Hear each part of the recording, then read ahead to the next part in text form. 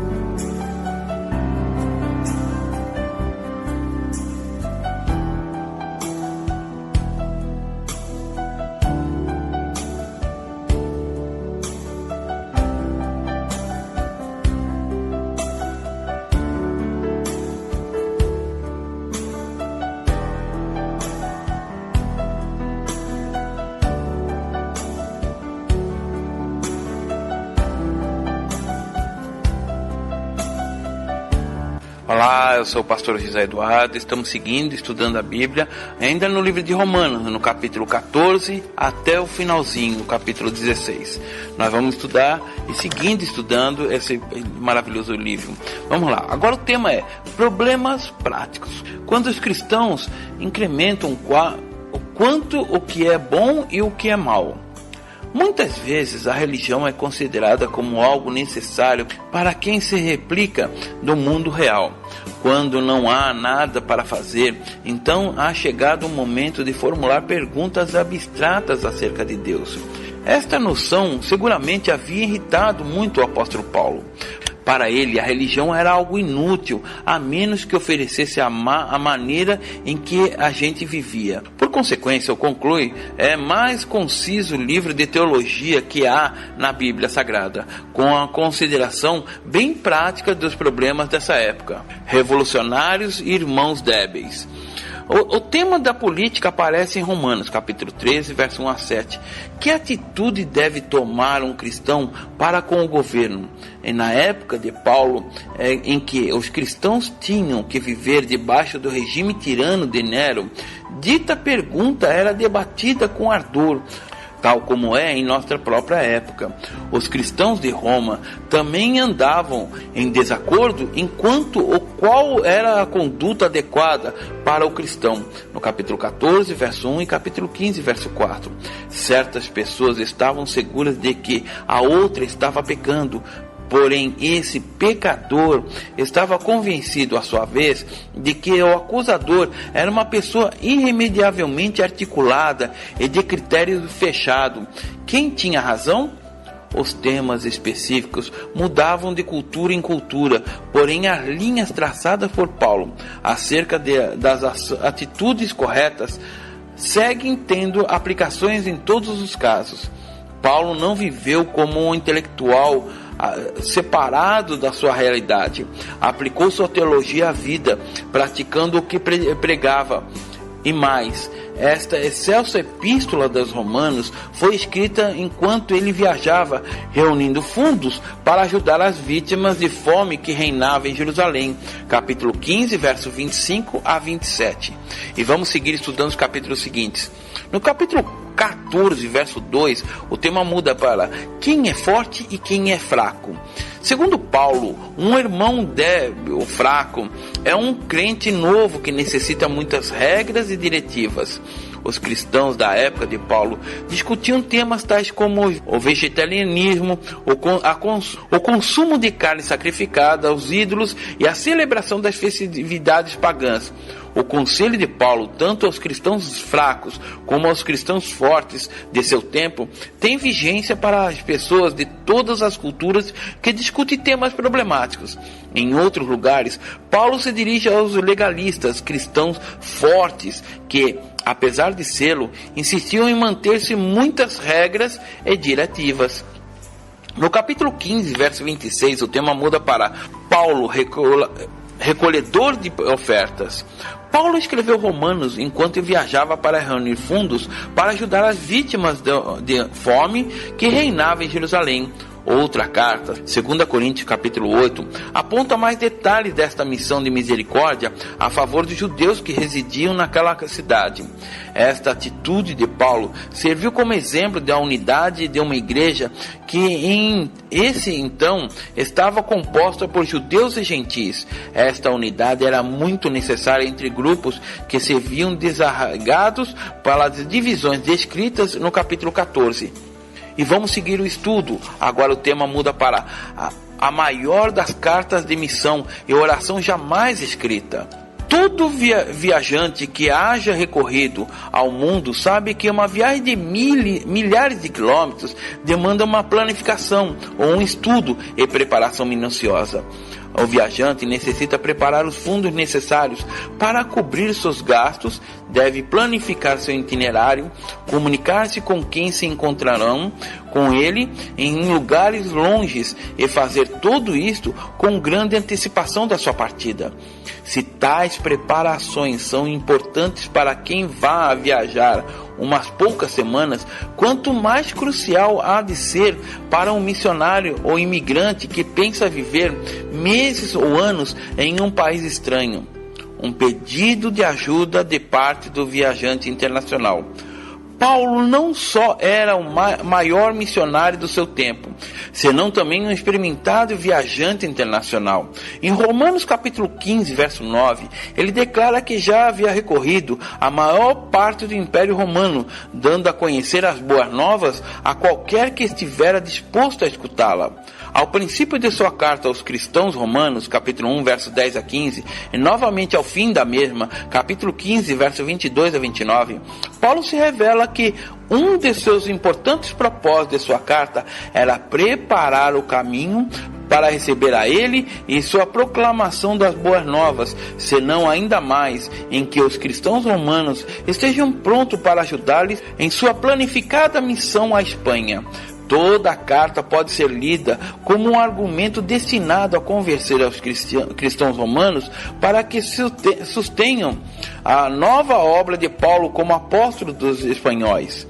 Ao explicar esse sistema fundamental da salvação com tantos detalhes, Paulo está apresentando a necessidade de que os nativos da Espanha ouçam o Evangelho, ponham a sua confiança em Jesus e recebam a justiça de Deus. Por outra parte, a enfatizar a relação dos gentios para com as promessas que Deus fez ao povo judeu, Paulo apresenta a necessidade que tem os gentios espanhóis de ouvir as boas novas, tais como os romanos as têm ouvido. Como ouvirão se não haver quem os pregue? E como pregarão se não forem enviados? Como está escrito, quão formosos são os pés do que anunciam a paz, dos que anunciam as boas novas. Capítulo 10, verso 14 e 15. É assim que é a carta de Romanos que vemos de Paulo, viajante internacional, missionário, recolhedor de ofertas e perito teólogo, transformar-se em Paulo, o recrutado à igreja de Roma para que se una a ele em sua tarefa.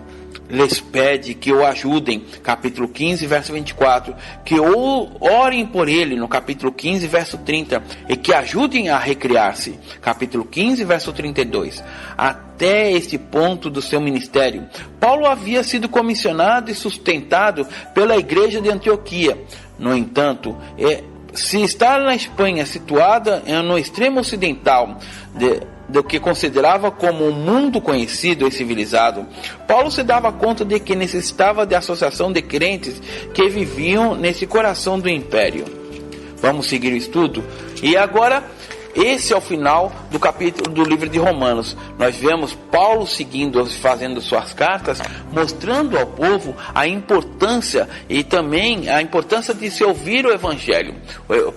Quem chegou ao Evangelho à Espanha, como aqui denota, foi o apóstolo Paulo, que chegou a primeira vez à Espanha ao fim do mundo, daquele mundo conhecido, daquele mundo civilizado, ao ponto máximo, mais longínquo das nações, era a Espanha.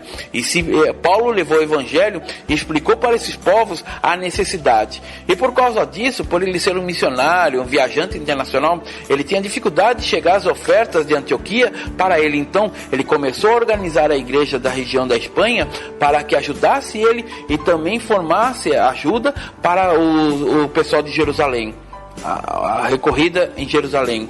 Ele fez tudo, levantou isso, fez um trabalho. Aqui mostramos um exemplo claro de quem quer ser um missionário, como se formar um missionário, o que se deve fazer, os problemas práticos.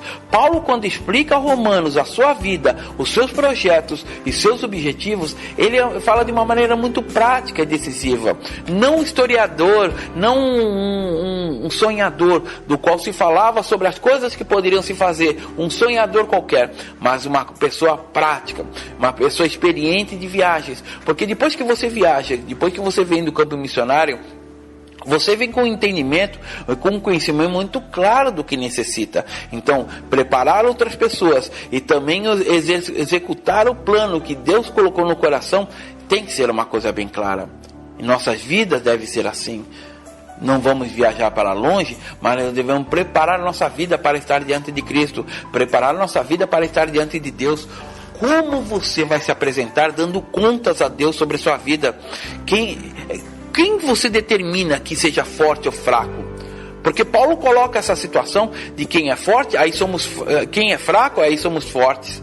Então, nós não sabemos quando estamos em qual situação. Às vezes, na situação de mais fraqueza, de mais lutas, é que nós ajuntamos toda a força, as últimas forças, as últimas gotículas de força para tentarmos nos levantar. E aí que ele fala que quando estamos fracos, aí que somos fortes.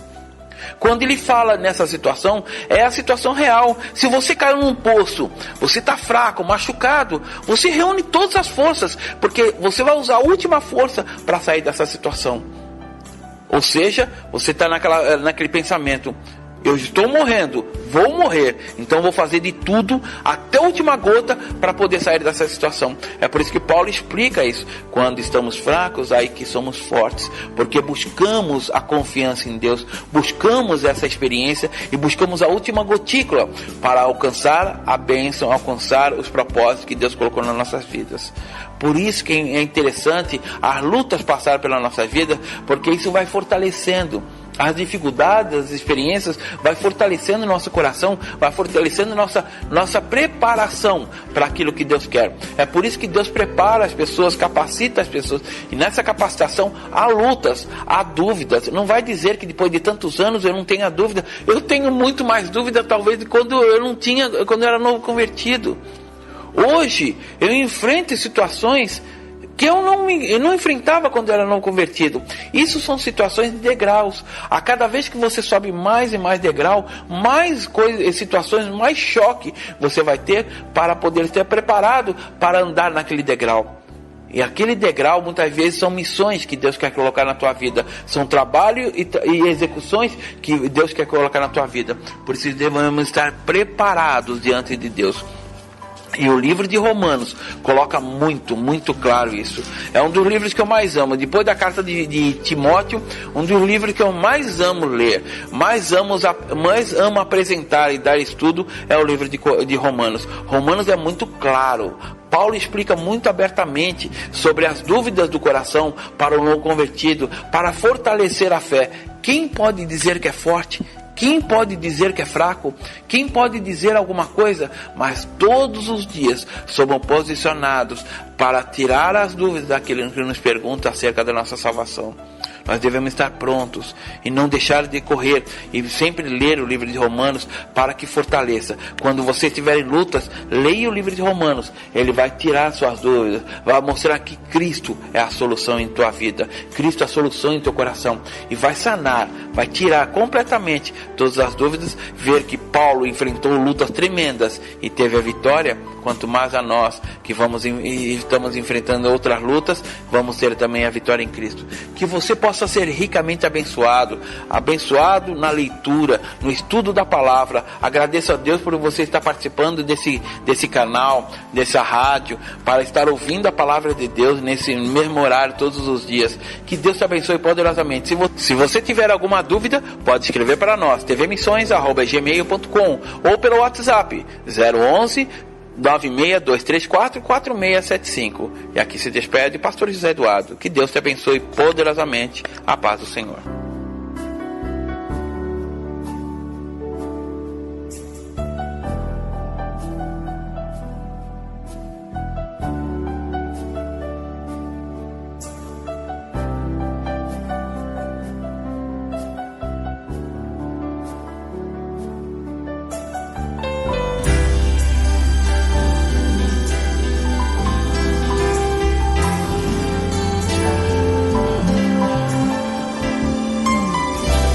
Terminamos nosso programa Navegando pela Bíblia, um programa de estudos e entendimento da leitura bíblica baseado na Bíblia em espanhol, da Liga Bíblica Internacional. Antiga versão de Casiodoro de Reina e revisado por Cipriano Valera com referências. Você também pode assistir a esse programa em diariodeummissionario.iolasite.com e também no blog navegandopelabiblia.blogspot.com. Tendo qualquer dúvida, nos escreva tvmissões@gmail.com. Locução, radialista e jornalista José Eduardo. Produção, Comunicadores Sem Fronteiras Brasil. Até o nosso próximo programa.